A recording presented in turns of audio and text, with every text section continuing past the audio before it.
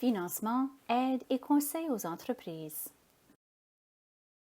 Conclusion.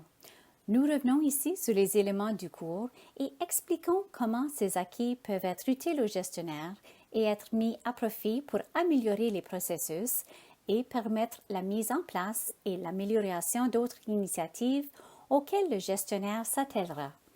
A. Dresser un plan d'intégration. B. Élaborer un processus d'embauche. C. Dresser un plan de formation. D. Élaborer un programme d'orientation. E. Gérer l'intégration de l'employé. F. Évaluation, rétroaction et amélioration continue. Dresser un plan d'intégration.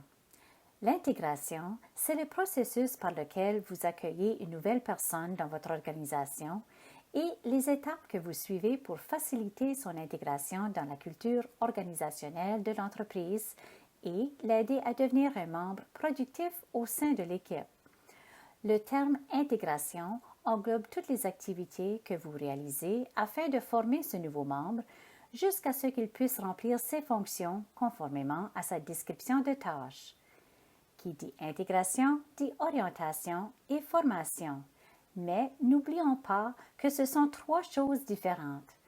L'intégration est le processus général englobant toutes les mesures que vous prenez pour amener un nouvel employé à exercer pleinement ses fonctions.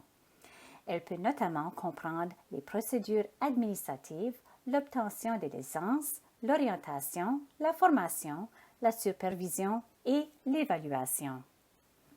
Élaborer un processus d'embauche. Créer un processus d'embauche, c'est créer un guide étape par étape pouvant être utilisé systématiquement et appliqué à la plupart, si ce n'est pas à toutes les situations d'embauche. Cet ensemble de mesures progressives, fondées sur des pratiques exemplaires, constitue le chemin à suivre pour engager quelqu'un. Le processus d'embauche détermine le rôle des nouveaux employés et forme leur première impression de vous en tant qu'employeur.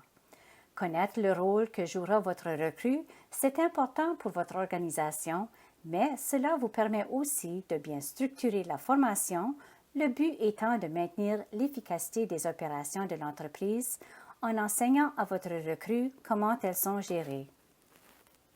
Dresser un plan de formation. Le plan de formation est important puisqu'il vous permet d'allouer judicieusement vos ressources en formation, soit le temps et l'argent, pour en tirer le meilleur parti possible. Grâce à lui, vous pouvez planifier la relève, veiller à la bonne continuité des activités, planifier la croissance de l'entreprise et toujours placer la barre plus haut tant pour l'équipe que pour l'entreprise.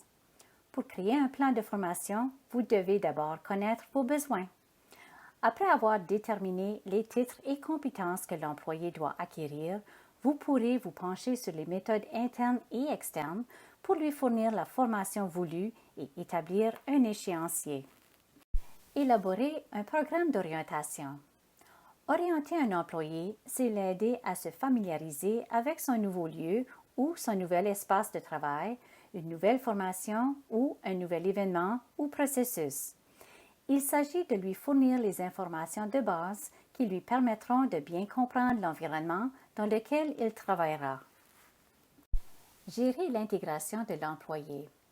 La communication est indispensable à une intégration réussie. Vous pouvez discuter du plan avec un superviseur pour veiller à ce que toutes les étapes soient dans le bon ordre et pour éviter d'oublier quoi que ce soit d'important sur les plans administratifs, de la sécurité ou de l'apprentissage.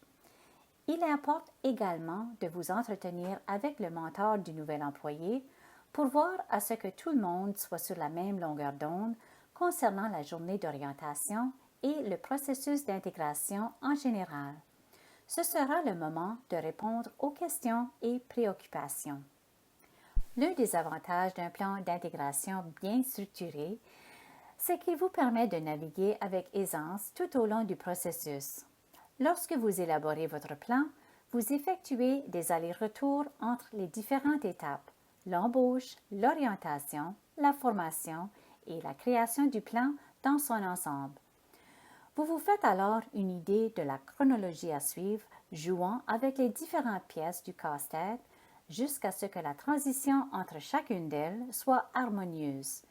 Une fois le plan à point, il ne vous reste plus qu'à le suivre.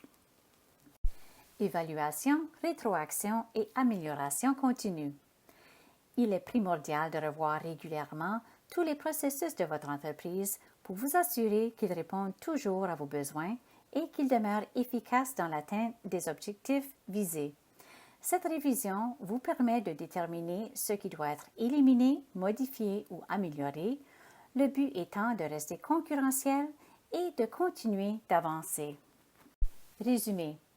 Dans cette section du cours d'intégration des CBDC, nous sommes revenus sur les sujets abordés tout au long du cours.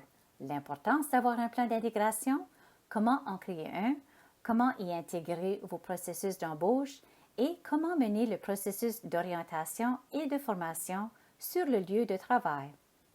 Ne vous sentez pas obligé de mettre immédiatement en application chaque élément du cours. Nous avons vu beaucoup de contenu et bien que vous devriez viser la conception d'un processus d'intégration rigoureux et complet, sachez que chacune des recommandations, astuces et pratiques que vous pourrez mettre en œuvre sera en soi une source de gain. Si vous avez aimé ce cours et l'avez trouvé utile, faites-le savoir. Vous trouverez toutes sortes de ressources supplémentaires dans la bibliothèque apprenante des CBDC, de l'accompagnement pour intégrer Google Mon Entreprise aux bases de la gestion financière. Financement, aide et conseils aux entreprises.